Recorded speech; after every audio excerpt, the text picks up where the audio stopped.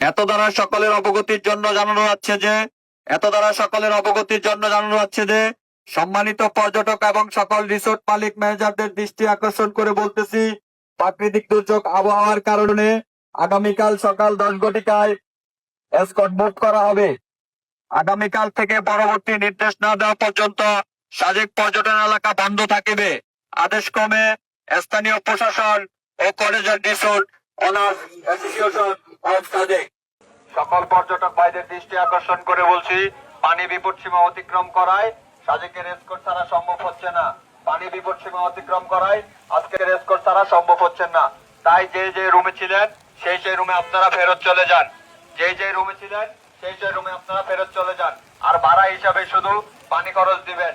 অন্যথায় যদি কোনো রিসোর্ট বেশি ভাড়া আদায় করে তার বিরুদ্ধে আইনানুগ ব্যবস্থা নেওয়া হবে। নির্দেশনায় সাজেক ক্যাম্প কমান্ডার স্যার।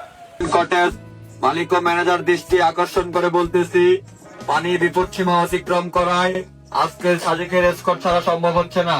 তাই আপনাদের রিসোর্টের যে সকল টুরিস্ট ছিল তাদের থেকে শুধু পানি খরচ দিবেন।